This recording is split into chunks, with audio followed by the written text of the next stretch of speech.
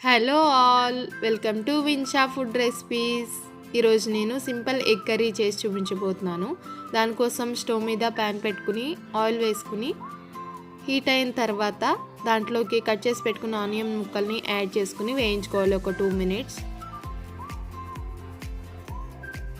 తర్వాత పచ్చిమిర్చి ముక్కల్ని కూడా యాడ్ చేసుకుని వేయించుకోవాలి.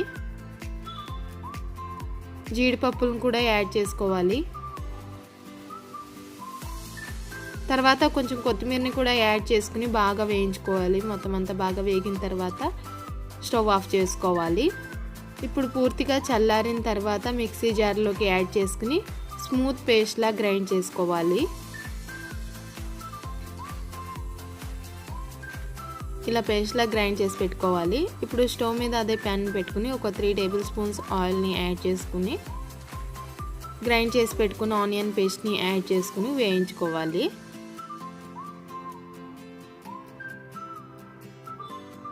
ఇలా బాగా కలుపుకుంటూ ఒక 5 నిమిషాలు ఉడకనివ్వాలి. కొంచెం ఉడికిన తర్వాత దాంట్లోకి 1/2 టీ స్పూన్ అల్లం వెల్లుల్లి పేస్ట్ని యాడ్ చేసుకుని బాగా కలుపుకుంటూ ఆయిల్ పైకి తేరే వరకు ఉడికించుకోవాలి.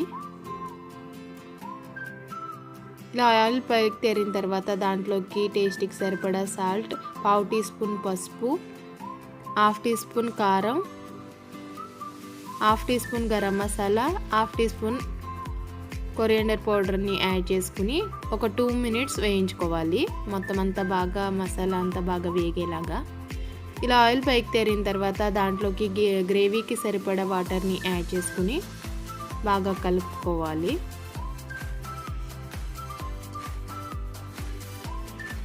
ఇలా కలుపుకుని ఒక 5 నిమిషాలు ఉడికించుకోవాలి. ఇలా ఆయిల్ అంతా పైకి తేరుతున్నప్పుడు దాంట్లోకి ఆల్రెడీ ఉడికిపెట్టి పెట్టుకున్న గుడ్లని సగంకి కట్ చేసుకుని యాడ్ చేసుకోవాలి. ఇప్పుడు ఒకసారి బాగా మిక్స్ చేసుకుని ఒక 5 మినిట్స్ ఉడికించుకోవాలి.